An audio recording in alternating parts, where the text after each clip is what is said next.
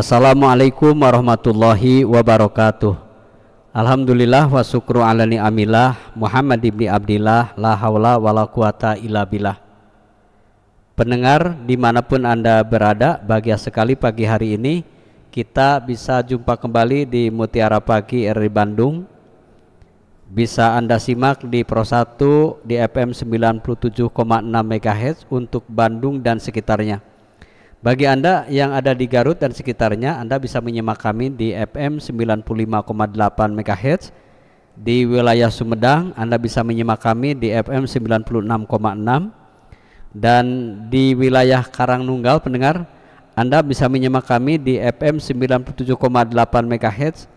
Untuk kota Tasikmalaya, Anda bisa menyimak kami di FM 98,1 MHz. Di Bungbulang Garut, FM 98,2 MHz. Dan Mekarsari Ciamis FM 91,8 MHz, dan Cianjur dan sekitarnya FM 107,3 MHz. Puncak Surangga Sukabumi FM 88,3 MHz. Dan Anda pun pendengar bisa mendengarkan kami dengan mendownload aplikasi RRI Digital. Dan Anda bisa melihat kami di channel YouTube RRI Bandung di Mutiara Pagi yang setiap hari dari pukul 5 hingga menjelang pukul 6. Baik pendengar dan pemirsa, pagi hari ini Ustazah Yuyu Sri Rahayu akan mengupas tentang keutamaan mengingat kematian. Untuk itu kita simak seperti apa keutamaan mengingat kematian bersama Ustadz Yuyu Sri Rahayu. Silahkan Bu Ustazah. Baik, Alhamdulillah, terima kasih Pak Haji Casmita yang Alhamdulillah kembali mewasilahi kami untuk bisa hadir di Mutiara Pagi RRI Bandung hari ini. Auzubillahi minasyaitonirrajim. Bismillahirrahmanirrahim. Assalamualaikum warahmatullahi wabarakatuh. Alhamdulillahirabbil alamin. Alhamdulillahilladzi khalaqal mauta wal hayata liyabluwakum ayyukum ahsanu amala wa huwal azizul ghafur. Asyhadu an la ilaha illallah wahdahu la syarikalah wa asyhadu anna Muhammadan abduhu wa rasuluhu alladzi la nabiyya ba'da. Allahumma shalli ala sayidina Muhammad wa ala ali sayidina Muhammad wa ala alihi wa ashabihi wa man tabi'ahum bi ihsani ilal yaumil qiyamah. Rabbi shrah li sadri wa yassir li amri wahlul 'uqdatam min lisani yafqahu qawli. Asbahna wa asbahal mulku lillah subhanaka la ilma lana illa ma 'allamtana innaka antal alimul hakim.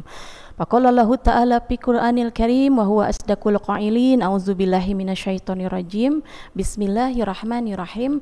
Kullun nafsin da'iqatul maut summa ilaina turja'un. Wa qala aidon likulli ummatin ajal fa idza jaa ajaluhum la yastakhiruna sa'atan wa la yastaqdimun. Al-ayat sadaqallahul adim. Puji serta syukur hentinya kita panjatkan kehadirat ilahi Robi Allah yang Maha Ghafur. Berkat kudrat, irodat, rahmat serta kasih dan sayangnya lah alhamdulillah hari ini kita masih terus diberikan kekuatan iman, Islam, ihsan, sehat dan waktu luang, dan hari ini bisa berkumpul kembali bermuhajahah untuk silaturahmi dan tolabul ilmi di acara Mutiara Pagi RRI Bandung. Mudah-mudahan hari ini ilmu yang akan kita pelajari menjadi ilmu yang mudah kita pahami dan juga yang paling utama bisa kita aplikasikan dalam kehidupan kita sehari-hari. Shalawat salam semoga tercurah limpahkan kepada junjungan kita Habibana wa Nabiyana Maulana Muhammad Sallallahu Alaihi Wasallam, kepada para keluarganya, para sahabatnya, para tabi'it tabi'at, dan semoga sampai kepada kita selaku umatnya yang turut patuh pada risalahnya hingga yaumil qiyamah. Amin ya Allah ya Rabbal Alamin. Bapak-bapak beserta ibu-ibu, pemirsa, pendengar setia Mutiara Pagi RRI Bandung, alangkah lebih baiknya sebelum kita mulai ke kajian, kita berdoa dahulu, mudah-mudahan Allah memberikan pemahaman kepada kita dan juga menjadikan ilmu yang bermanfaat. Rabbi zidna ilma warzuqna fahma waj'alna minas sholihin. Amin ya Allah ya Rabbal Alamin. Baik, sebagaimana tadi disampaikan bahwa tema yang akan kita pelajari hari ini adalah keutamaan mengingat kematian. Tadi disampaikan di awal Al-Quran surat Al-Ankabut ayat 57 bahwa kullu nafsing da'iqatul maut, bahwa setiap yang bernyawa itu pasti akan merasakan yang namanya mati.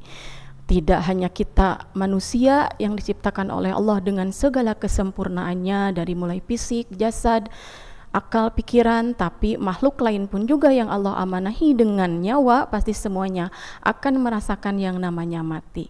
Di sana juga dilanjutkan ayatnya, yaitu summa ilaina turja'un, dan hanya kepada kamilah kamu akan kembali, gitu ya.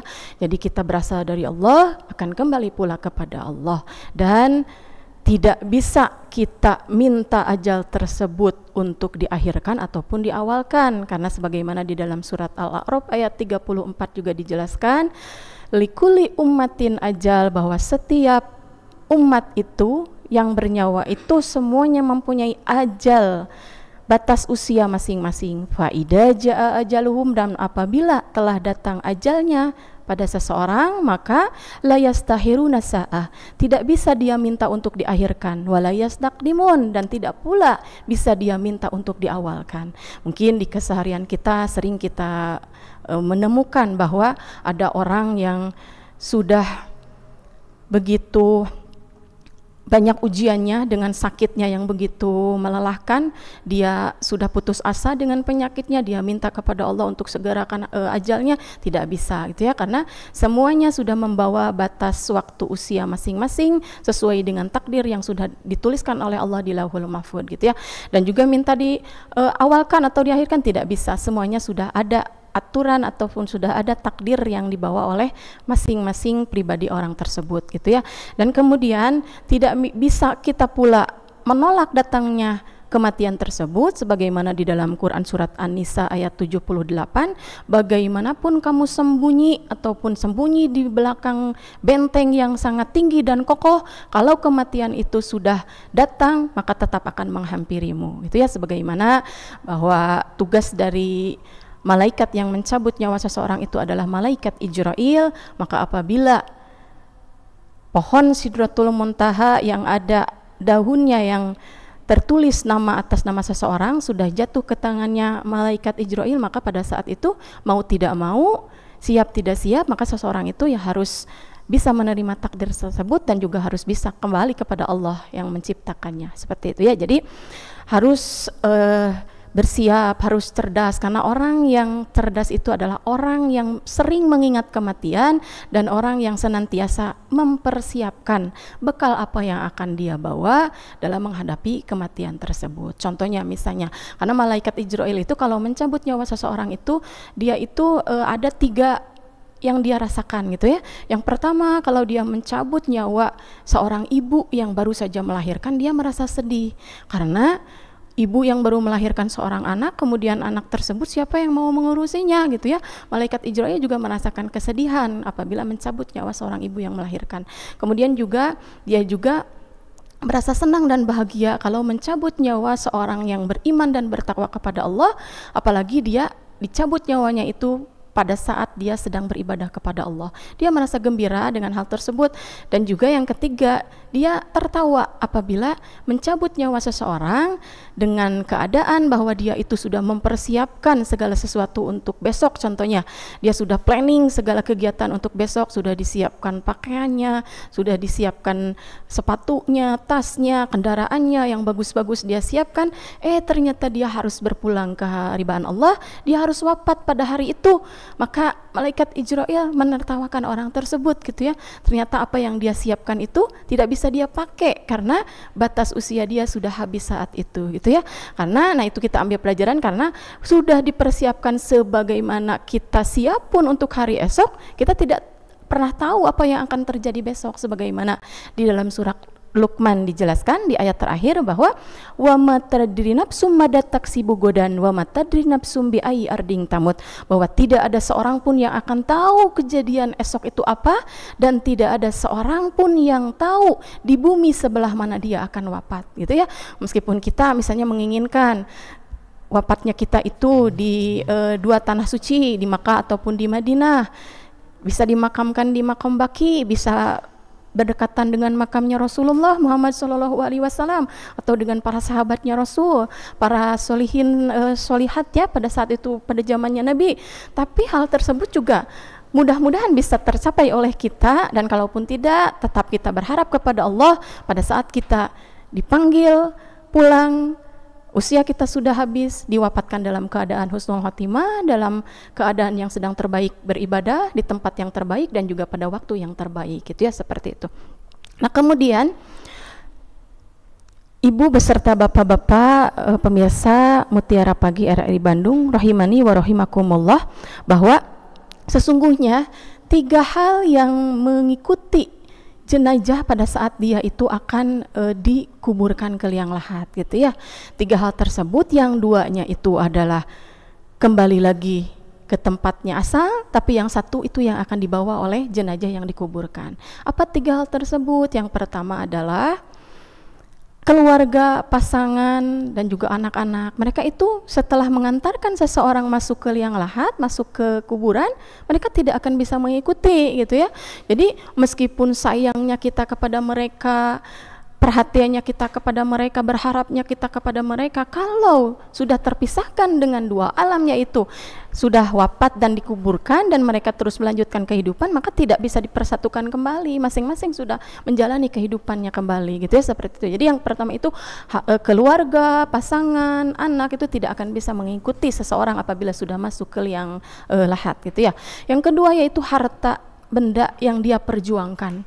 Dia berjuang begitu banyak waktu dipersiapkan untuk mengumpulkan harta-harta, untuk mengumpulkan segala keinginan dia, tapi pada saat dia sudah wafat, harta tersebut tidak bisa dibawa mati, tidak bisa dibawa, gitu ya, ditinggalkan saja untuk orang-orang yang masih diamanahi kehidupan, gitu ya, menjadikan hal itu menjadikan suatu warisan contohnya untuk keluarga yang ditinggalkan. Itu tidak bisa mengikuti seseorang apabila sudah masuk ke liang lahat. Lalu apa yang bisa ikut, apa yang bisa menemaninya? Hanya 1 yang bisa menemani dia, yaitu amal solehnya, gitu ya. Sebagaimana di dalam hadis juga dijelaskan bahwa idza mata bnu adama in qata'a amaluhu ila min salasin. Apabila seorang anak Adam itu meninggal, maka sesungguhnya terputuslah seluruh amalnya ila min salasin, kecuali 3 perkara. Apa 3 perkara tersebut? Sodakotin jariyatin au ilmu yungtapa'u bihi au waladan solihan yad'ulahu. Yang pertama adalah sodakoh jariyah. Semasa hidupnya dia senang bersedekah, dia senang memberikan pinjaman terbaik, gitu ya, dia senang qardon hasanah kepada Allah. Ternyata justru sedekah-sedekah yang dia titipkan itu justru yang akan menemani dia, yang akan mengalir pahalanya walaupun orang tersebut sudah wafat, gitu ya. Jadi sedekah jariyah itu sangat membantu sekali seseorang apabila dia sudah wafat. Yang kedua, au ilmu yungtapa'u bihi, ilmu yang dia ajarkan dan yang diajarkannya tersebut dia mau mengamalkan ilmu tersebut. Maka kalau kita punya satu ilmu, sebarkanlah ilmu tersebut. Balaghu anni walau ayah.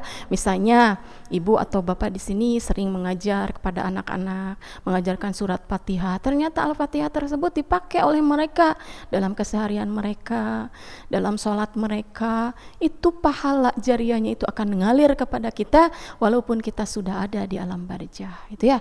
Itu sangat menarik sekali. Maka dari itu semangat untuk kita yang sering memberikan ilmu kepada orang lain, dan kalau ilmu tersebut diamalkan oleh orang tersebut maka jariyahnya akan terus mengalir kepada kita. Dan yang terakhir adalah awala dan solehan yad'ulahu, anak soleh yang senantiasa mendoakan kedua orang tuanya. Nah, itu adalah investasi terbaik untuk kita para orang tua, bahwa maka dari itu didik dari mulai sekarang anak-anak kita untuk senantiasa mendoakan kita selaku orang tuanya, sehingga apabila kita sudah tidak ada pun, kita sudah wafat pun, doa-doa yang mereka sampaikan untuk kita akan terus mengalir kepada kita, ya. Kalau anak soleh itu mungkin banyak kita temui, anak yang hafid, anak yang hafidoh, hafal Al-Quran, kesolehannya juga tidak diragukan lagi, gitu ya. Tapi tidak banyak juga anak yang soleh itu mau mereka mendoakan kedua orang tuanya. Jadi meskipun mereka sudah terlihat oleh kita soleh, tingkatkan lagi oleh kita, berikan lagi nasihat oleh kita bahwa tidak cuman soleh saja, tidak cuman solehah saja, tapi tetap mereka harus mau mendoakan kedua orang tuanya, karena itu adalah yang akan mengalir pahalanya untuk kita para orang tua. Apabila kita sudah wafat, anaklah investasi yang paling terbaik untuk kita, gitu ya. Nah, kemudian tadi sudah dibahas tentang amal, ya. Nah, kemudian apa keutamaan kita yang senantiasa mempersiapkan dan mengingat kematian gitu ya, karena tadi sesuai tema bahwa keutamaan mengingat kematian itu ada 3 poin yang akan kita dapatkan kalau kita senantiasa mengingat akan kematian. Sebagaimana nasihat dari para ulama yang ada di dalam kitab Tazkirah Maut, yang pertama, apabila orang yang senantiasa mengingat akan kematian, maka satu kemuliaan yang akan dia dapatkan yaitu dia akan disegerakan untuk taubat oleh Allah Subhanahu wa taala. Apabila dia melakukan maksiat, melakukan kehilafan, melakukan kesalahan, maka Allah segera ingatkan kepada dia, dia segera beristighfar, astagfirullahaladzim, ternyata yang saya lakukan itu salah. Kemudian dia taubat nasuha, dia mohon ampun kepada Allah. Karena itu kemuliaan, karena dia mengingat akan kematian, dia takut bahwa dia akan mati, maka segera mohon ampun kepada Allah supaya Allah ampunkan.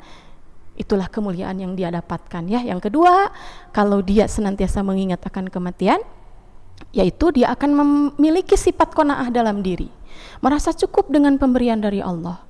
Jadi tidak hubu dunia, tidak cinta kepada dunia, tidak terus saja mengejar dunia, tapi yang dia utamakan adalah dia mengumpulkan bekal-bekal untuk akhirat nanti, bekal-bekal untuk masuk ke alam barzah. Dia qanaah, dia menerima, merasa cukup dengan apa yang Allah berikan, mensyukuri nikmat yang Allah berikan, gitu ya. Itu adalah kemuliaan yang akan dia dapatkan karena dia senantiasa mengingat kematian. Buat apa sih saya kumpulkan harta yang lebih banyak? Buat apa saya kumpulkan keinginan-keinginan saya yang lebih banyak itu, kalau hal tersebut ternyata akan kita tinggalkan. Justru harta benda yang kita miliki itu titipan kepada Allah, titipan kepada orang-orang yang berhak menerimanya, sehingga nanti itu justru yang akan menolong kita di alam barzah nanti dan di yaumil akhir nanti, gitu ya. Dan yang ketiga, apabila senantiasa dia mengingat kematian, kemuliaan yang ketiga adalah dia akan senang dengan amal ibadah yang Allah perintahkan. Kalau dia menemukan ayat di dalam Al-Quran, ya ayyuhallazina amanu, dia senang sekali. Kenapa? Karena biasanya sesudah ayat tersebut dilanjutkan dengan perintah-perintah yang akan Allah berikan kepada seseorang yang beriman, ataupun larangan-larangan yang Allah larang kepada orang yang beriman tersebut. Nah, karena dia sering mengingat kematian, dia senang untuk terus menambah amal-amalan kebaikan, dia senang untuk terus mengumpulkan amal-amal kebaikan, sehingga keseharian dia diisi dengan amal-amal ibadah yang mungkin selama ini dia kerjakan amalnya biasa-biasa saja, karena dia sering mengingat kematian dan juga dia tahu bahwa dia akan kembali kepada Allah, maka dia tingkatkan amal ibadahnya, dia tingkatkan kebaikan-kebaikannya, dia perbanyak sedekah-sedekahnya, ya seperti itu. Jadi cerdaslah kita untuk senantiasa mengingat akan datangnya kematian, sehingga nanti kita akan dimuliakan oleh Allah dengan 3 kemuliaan tadi, dengan 3 keutamaan tadi, gitu ya. Karena sesungguhnya Bapak beserta Ibu pendengar setia Mutiara Pagi RRI Bandung, bahwa kubur itu sesungguhnya memanggil kita setiap harinya. Mereka menantikan orang-orang mukmin, orang-orang kafir, orang-orang musyrikin itu senantiasa segera cepat memasuki mereka, gitu ya, memasuki kubur. Karena sejatinya kubur itu, kata para ulama, dijelaskan kepada kita bahwa adalah 3 tempat yang sangat mengerikan. Yang pertama, kubur itu adalah disebut dengan Baitul Wahdah, tempat berkesendirian. Kita akan sendiri di sana, tidak ada yang menemani. Meskipun saking cintanya kita kepada pasangan, kepada anak, kepada orang tua, kepada keluarga, tidak ada yang mau menemani. Tempatnya itu tempat berkesendirian. Lalu siapa yang akan menemani kita di barzah nanti? Yang akan menemani kita adalah bacaan ayat-ayat suci Al-Quran kita. Maka dari itu, bacalah ayat suci Al-Quran, dialah yang akan menemani kita di alam barzah nanti. Ya, sebagaimana lebih spesifik di dalam hadis juga dijelaskan bahwa apabila seseorang itu senantiasa mendawamkan membaca suratul mulku, maka surat mulku itu yang akan menghalangi dari siksa kubur. Apalagi kalau kita senantiasa membaca, mendawamkan ayat-ayat suci Al-Quran di keseharian kita, sehari 1 lembar, 2 lembar, ataupun bahkan 1 juz 1 hari, Masya Allah, itulah yang akan menemani kita di alam barzah nanti, gitu ya. Dan yang kedua, kubur itu adalah merupakan Baitul Zulmah, tempat yang sangat gelap sekali. Kalau kita di keseharian kita mendapati mati lampu saja sudah takut, gitu ya, gelap gulita. Apalagi ini di dalam kubur, tempat yang sangat sempit, yang sangat gelap, tidak ada yang menemani, gelap gulita, gitu ya. Lalu apa yang bisa menerangi kubur kita Kegelapan itu dengan apa bisa diteranginya? Yaitu dengan melaksanakan qiyamul lail. Sebagaimana dalam Al-Qur'an juga dijelaskan, wa minal laili fatahajjat bihi nafilatalaka asa ayyab asaka rabbuka maqamam mahmuda.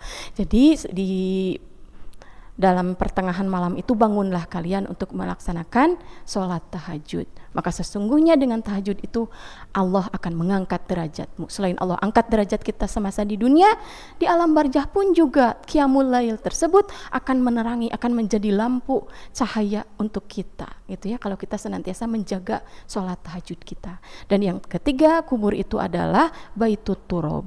Baitut turab adalah tempat yang penuh dengan tanah.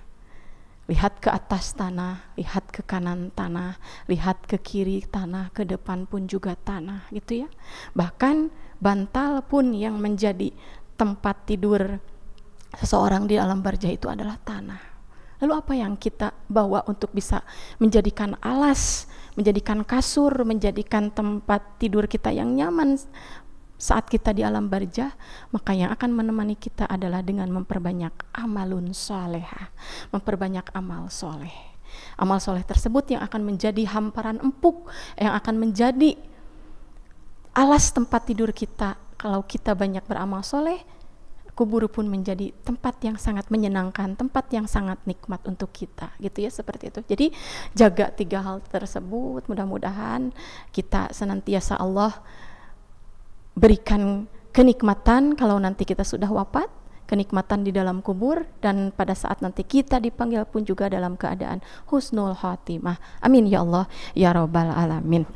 Nah, itu kemudian Bapak beserta Ibu, ada juga doa yang harus kita biasakan baca dalam sujud terakhir kita, mohon kepada Allah, karena tidak langsung hal tersebut bisa kita dapatkan kenikmatan-kenikmatan kubur tersebut kalau kita tidak meminta kepada Allah dari sekarang.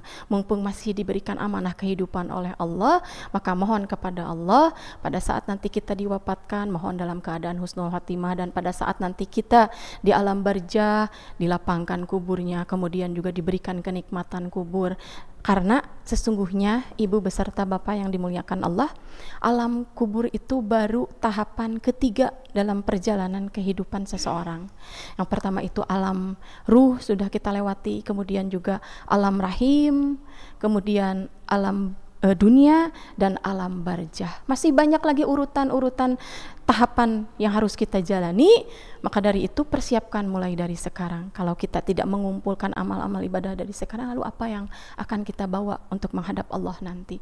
Sesungguhnya seseorang itu menghadapi kematian itu ada roja dan haub.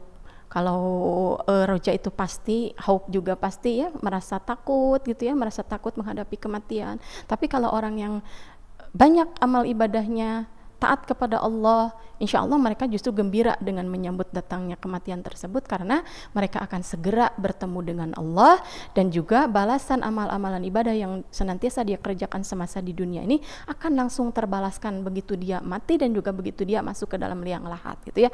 Jadi insya Allah tadi yang disampaikan bahwa doa yang harus kita baca pada saat sujud terakhir kita dan harus kita bacakan dalam keseharian sholat kita, yaitu Allahumma rjukni taubatan nasuha qoblal maut wa rahmatan indal maut wa magfiratan ba'dal maut. Allahumma hawin alaina fi sakaratil maut wa najjata minan nari wal afwan indal hisab. Allahumma rjukni bihusnil khatimah binikmatil indal kubur binikmatil indal kubur wa yassir indal hisab. Allahumma ya muqallibal qulub sabit qalbi ala dinik wa ya musarrifal qulub sarif qalbi ala taatik. Senantiasa itu dibaca pada saat sujud terakhir kita sebelum mengucap salam. Insyaallah mudah-mudahan dengan terus kita berharap kepada Allah dan juga senantiasa kita mengerjakan amal-amal soleh yang kita kumpulkan untuk bekal kita nanti sesudah kita menghadapi kematian, insyaallah di alam-alam berikutnya pun juga Allah berikan kenikmatan kepada kita. Amin ya Allah ya rabbal alamin. Itu saja dulu Pak Haji mungkin yang disampaikan. Baik pendengar dan pemirsa, masa hidup kita di dunia sangat terbatas, karena setiap yang bernyawa pasti akan mati. Sebagaimana tadi disampaikan Ustazah Yuyusri Rahayu bahwa keutamaan mengingat kematian itu sangat luar biasa. Mungkin tadi kita sudah menyimak, pendengar dan pemirsa Mutiara Pagi Radio Bandung, untuk lebih memperkuat kembali seperti apa keutamaan mengingat kematian, maka kita simak kembali di sesi terakhir ini bersama Ustazah Yuyu Sri Rahayu. Silahkan Ustaz. Ya, terima kasih Pak Haji. Ya, kita masuk ke kesimpulan ya. Jadi tadi sudah jelas kita pelajari dari awal ayat-ayat suci Al-Quran, banyak yang mengingatkan kepada kita bahwa kita harus siap, mau tidak mau, siap tidak siap, pasti kita akan menghadapi yang namanya kematian. Kita harus cerdas menyikapi hal tersebut. Kita harus mau dari sekarang mengumpulkan amal-amal ibadah apa yang akan kita bawa untuk menghadap Allah Subhanahu wa Ta'ala. Maka tadi dengan kita senantiasa mengingat kematian tersebut, yaitu akan diberikan kemuliaan oleh Allah, kemuliaan senantiasa segera bertaubat kalau melakukan maksiat, kemudian qanaah, merasa cukup dengan apa yang Allah berikan kepada kita, dan juga senang dengan apa perintah-perintah dari Allah. Maka itu yang terus kita kejar, itu yang terus kita kumpulkan. Karena ibu beserta bapak yang dirahmati Allah, kematian itu tidak mengenal usia, mau tua, mau muda, mau anak-anak. Kalau sudah waktunya harus pulang, ya pulang ya. Contoh mungkin sedikit ini kisah dari saya pribadi, bahwa saya pun juga diamanahi 2 putra putri oleh Allah Subhanahu wa Ta'ala. Ternyata anak saya yang pertama juga meninggal dan yang kedua juga meninggal. Yang pertama itu pada saat masih bayi, dia diambil oleh Allah pada usia 4 hari, dan yang kedua juga meninggal juga pada usia 22 tahun 6 bulan, baru 8 bulan ke belakang gitu ya.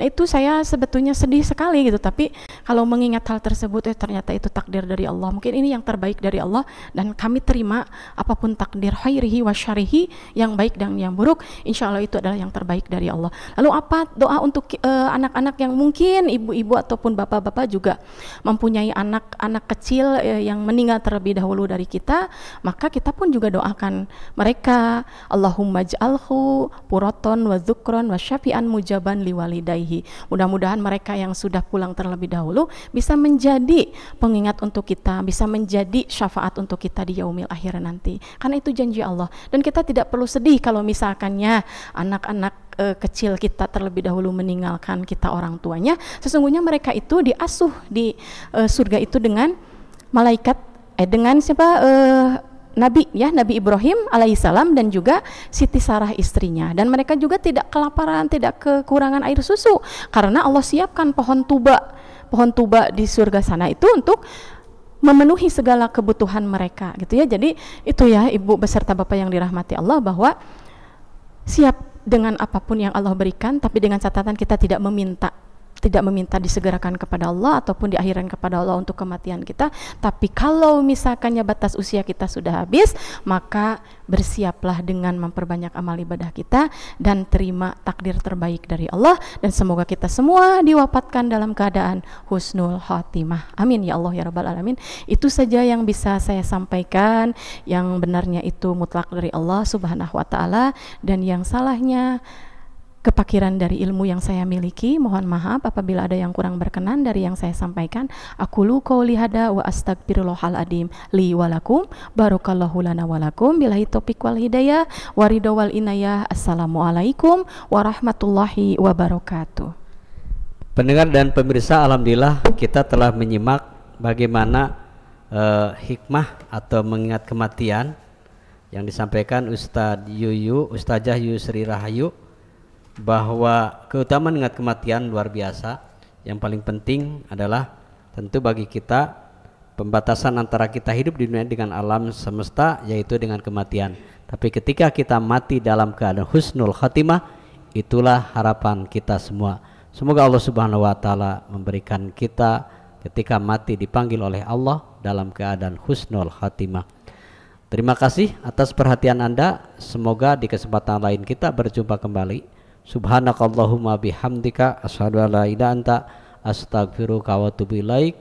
Wassalamualaikum warahmatullahi wabarakatuh.